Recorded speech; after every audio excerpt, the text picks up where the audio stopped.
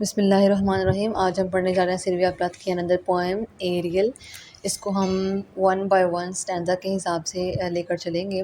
First of all हम इसके introduction को देखेंगे कि एरियल जो इसकी ये पोएम है ये अपने सुसाइड से इसने पहले लिखी थी, क्योंकि टेड ह्यूज जिसने अपने एक इंटरव्यू में बहुत सारी चीज़ें बताई कि जिस तरह सिल्विया प्लाथ की मेंटल स्टेज थी, मेंटल कंडीशन थी, उसके हिसाब से बहुत सारे एलिमेंट्स हमें इस पोएम में मिलते हैं। So let's start this poem. क्योंकि हमने जो पिछले वाली जब पोएम पढ़ी थी उसमें मैंने आपको बताया था कि जो सिल्विया प्लथ है उसने एक ऐसी ज़िंदगी गुजारी है कि वो फ्रीडम चाहती थी, वो लिबर्टी चाहती थी, वो पैट्रियार्कल सोसाइटी को या कि ऐसी सोसाइटी जिसके अंदर एक मर्द की हुक्मरानी होती है, जिसमें औरत की कोई भी वक़्त नहीं होती, कोई भी वैल्यू नहीं होती, उसको डिग्रेड किया जाता है। She doesn't want to follow any kind of norm and traditions, that's why she wants to flee away from all the traditions. ठीक है, तो उसकी जो पोएम एरियल है इस पे हमें ऐसे बहुत सारे थीम्स मिलते हैं। थीम ऑफ डेथ है, थीम ऑफ डिटर्मिनेशन है, थीम ऑफ लव है, थीम ऑफ नेचर है, थीम ऑफ डार्कनेस है। ठीक है, डार्कनेस की इमेजरी का इस्तेमाल करते हुए उसने अपनी मेंटल स्टेज को, जो कि बहुत हैपहैज़र्ड है, उसको बहुत ही ल्यूसिड मैनर में आपके सामने पेश करने की कोशिश की है। So let's start. और थीम्स के अलावा अगर मैं बात करूँ तो जो सिल्विया प्लथ है वो एक कन्फेशनल पोइट है। कन्फेशनल पोइट मीन ऐसा पोइट जिसके अंदर एक कन्फेशन का एलिमेंट होता है, जो कि अपनी तमाम तर पोएम्स के अंदर, तमाम तर राइटिंग मटेरियल के अंदर अपने जज्बात, अपने एहसासात, अपनी फीलिंग्स, अपने इमोशंस, अपनी मेंटल स्टेज, अपने पर्सनल एक्सपीरियंसेस को किसी न किसी तरह से मेटाफोरिकल एलिमेंट्स के थ्रू उसको प्रेजेंट करता है, ताकि और जो रीडर है वो उसको समझ सके। जो इसका पहला जो स्टैंज़ा है इसके अंदर हमें पता चलता है कि एक ऐसा मंज़र है जो कि डॉन है। डॉन मीन्स जब सुबह हो रही होती है लेकिन सूरज पूरी तरह तुलू नहीं हुआ होता। तो स्टेसिस इन डार्कनेस के वो तरीके में है। एरियल जो है वो यहाँ पर उसका घोड़ा है, जिसके ऊपर वो हॉर्स राइडिंग का एक्सपीरियंस जो है वो हमारे साथ शेयर करेगी कि वो एक ऐसे हॉर्स पर है जिसका नाम, उसका नाम वैसे पर्सनली अगर हम देखा जाए तो टेड ह्यूज ने भी अपने इंटरव्यू में कहा था कि जो एरियल है वो सिल्वर प्लथ का अपना घोड़ा था, यानी कि उसका नाम था। तो अगर हम उसकी हॉर्स राइडिंग की बात करें तो रास्ते में जितने भी एक्सपीरियंसेस वो करती है, उन तमाम तरह एक्सपीरियंस को सिंबॉलिक या मेटाफोरिकल फॉर्म में अगर हम देखें तो हमें पता चलेगा कि उसको किस तरह सप्रेशन और डिप्रेशन का शिकार थी और वो इन सबसे भागना चाहती थी। ठीक है, स्ट्रेसिस इन डार्कनेस के वो तरीके में है। देन द सब्सटेंसेस ब्लू, फिर आहिस्ता आहिस्ता जो ब्लू आसमान है, यानी कि जो नीला आसमान है, वो सब्सटेंसेसलेस, यानी कि वो अपनी जो डार्कनेस से ब्लूनेस की तरफ आना शुरू हो जाता है। पॉर ऑफ टॉर एंड डिस्टेंसेस, और अब वो अपनी डिस्टेंसेस को देख सकती है, यानी कि अपने फासलों को देख सकती है कि कितना फासला उसने कवर कर लिया और कितना रह गया है। टॉर मीन हिल्स हैं कि वो अपनी हिल्स को देख सकती है।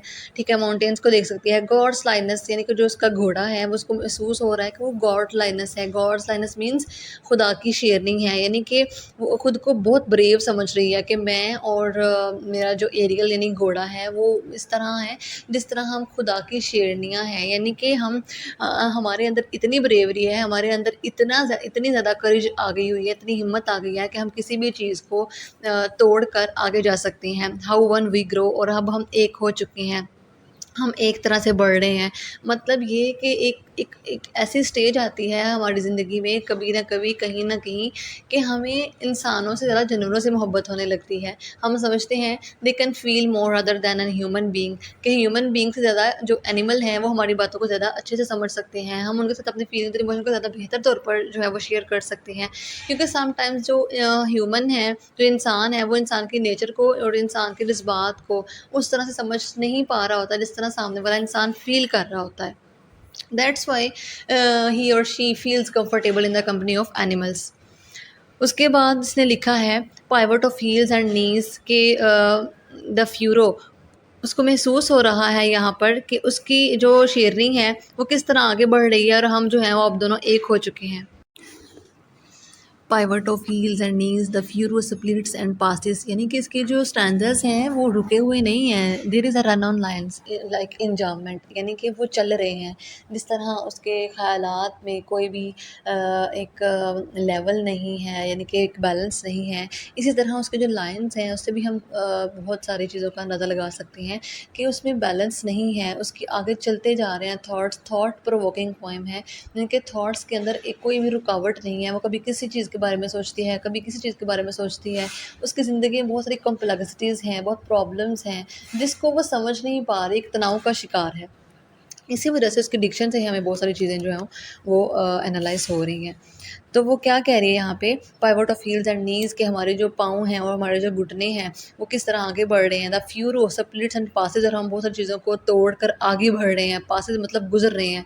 Sister to the brown arc, और मैं वो जो नेचर की सिस्टर है, यानी कि अपनी वो जो एरियल है ना, उसको उसको वो कह रही है कि वो नेचर की सिस्टर बन चुकी है। The brown arc of the neck I can not catch, और उसकी जो गर्दन है जो कि बहुत सीधी है, मैं उसको कैच नहीं कर पा रही हूँ।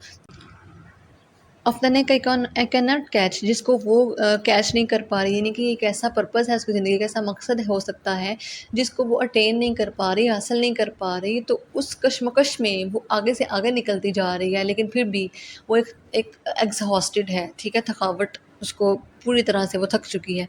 निगर आइज़ यानी कि निगर आइज़ का मतलब होता है, ये अगर उसने एक ऐसा इमेज आपके सामने पेश किया है रेसिज़्म का, जिसमें हबशियों को हम कहते हैं निगर, ठीक है, तब वो उसकी आपको मिसाल देने लगी है सिंबॉलिकली। मैं इसको आगे जाकर डिफ़ाइन करती हूँ। निगर्स आइज़, कि उसकी जो आँखें हैं, बेरिस का स्टार्क होक्स के आगे जाकर देखती है निगर्स आइज़, यानी कि हबशी की आँखें बेरिस का स्टार्क इस तरह से ब्लैक हैं जिस तरह बेरीज़ मीन्स कोई ऐसा फ्रूट है जिसको खाने से आपका मुँह और का जो कलर है वो बिल्कुल ब्लैक हो जाता है, ठीक है। कास्ट डार्क वो डार्क है, ठीक है। होक्स हैं वहाँ पे ब्लैक स्वीट ब्लड माउथफुल, और इस तरह से लग रहा है जिस तरह किसी ने इसको मुँह भरकर खा लिया हो। शैडोज़ हैं, फिर वहाँ पर एक साया है, समथिंग एल्स, और कुछ और भी है। अब यहाँ पे निगर आई से मुराद और उस कलर से मुराद एक ब्लैक कलर है। ब्लैक कलर किस चीज़ का सिंबल होता है? ब्लैक कलर होता है symbol of death, symbol of horror, symbol of fear, ठीक है। तो उसको उसने सिंबॉलिक फॉर्म में लिखा है, और इसके अलावा उसने कहा है कि समथिंग एल्स, यानी कुछ और भी है वहाँ जिसको वो ढूँढ नहीं पा रही, जिसको वो तलाश नहीं कर पा रही, ठीक है।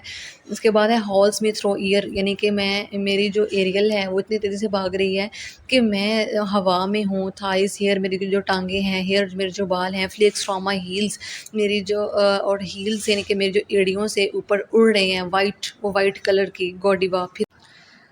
फिर वो कह रही है वाइट, यानी कि ये जो है वो सारी चीज़ें उसको वाइट नज़र आ रही हैं। अब मैंने आपको पहले भी कहा था black colour symbol of death, ठीक है, और हॉरर है, फियर है, और वाइट कलर भी इसी तरह है। वाइट कलर किस चीज़ की अलामत होता है? हेट्रेड की अलामत होता है, इसके अलावा डेथ की भी अलामत होता है। गॉडीवा यहाँ पे उसने हिस्टोरिकल फिगर का इस्तेमाल करते हुए बहुत सारी चीज़ों को एक्सप्लेन करने की कोशिश की है, यानी कि आई अनपील। गॉडीवा यहाँ से मुराद एक ऐसी औरत है, हिस्टोरिकल फिगर है,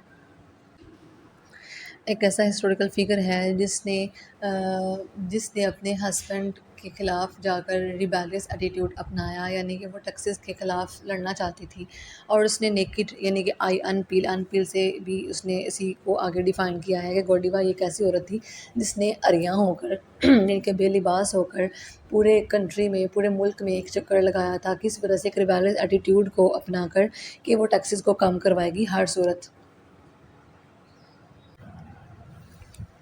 तो वो कहना ये चाह रहे हैं जिस तरह गॉडीवा जो है वो उसने खुद को एक रिबेलियस एटीट्यूड में ले जाकर बहुत सारी चीज़ें मनवाने की कोशिश की थी, एक ब्रेव एटीट्यूड शो किया था। इस तरह मैं भी गॉडीवा की तरह हो चुकी हूँ। ये अनपील, मैंने भी खुद को अनपील कर लिया है।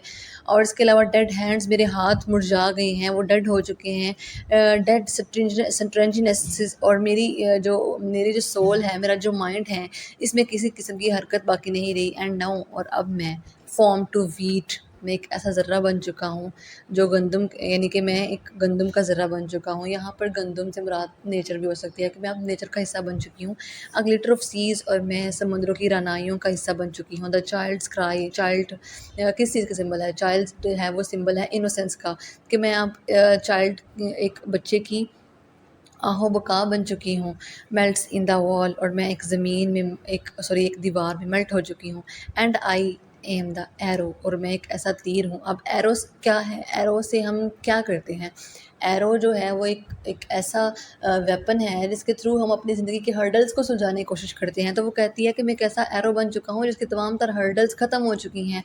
अब मेरे रास्ते में कोई रुकावट नहीं आएगी। द ड्यू दैट फ्लाइज़, और मैं एक ऐसे शबनम का कतरा बन चुका हूँ, दैट फ्लाइज़, जो कि कभी उमड़ता है और कभी मर जाता है। सुसाइडल यहाँ पे सुसाइड नहीं है, बल्कि वो उसी शबनम को आगे डिफ़ाइन कर रही है कि जो शबनम का कतरा है, इसका जो टेन्योर है बहुत कम होता है। At one with the drive into the red, और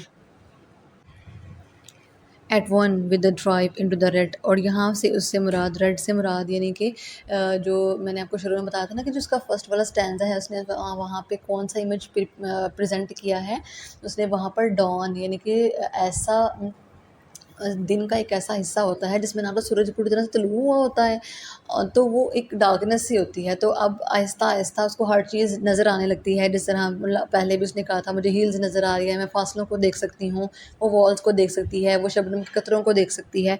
अब दिन पूरी तरह से तुलू हो चुका है, रेडनेस है हर तरफ, ठीक है? आई द क्लर्डन ऑफ मॉर्निंग, और वो जो मॉर्निंग है, जो सुबह है, वो पूरी तरह उमड़ चुकी है, सूरज पूरी तरह तुलू हो चुका है और अब वो उसका हिस्सा बन चुकी है। तो ये नज़म उसने जब लिखी थी, तो ये उसने अपने सुसाइड से पहले लिखी थी। सो ओवरऑल हमें यही पता चलता है कि ये एक कन्फेशनल पोइट्री है। इसमें उसने से एक ऐसी वुमन, एक ऐसी ख़तून, एक ऐसी औरत का किरदार पेश किया है जो कि सोसाइटी की नॉर्म्स और ट्रेडिशंस को नहीं मानती। She doesn't want to follow the limitation set by society. She wants to live a life full of freedom, full of liberty, where there is no restrictions, where there is no limitations, where there is no conditions. But she can't do that, वो ऐसा नहीं कर सकती because society is more strong than a woman. ठीक है, तो overall जो इसकी पोएम है, जो इसके थीम्स है, वो मैंने आपके सामने डिस्क्राइब कर दी हैं, एलेबोरेट कर दी हैं। फिर भी अगर आपको समझ नहीं आए आप कमेंट कर सकते हैं, और तब तक के लिए अल्लाह हाफिज़।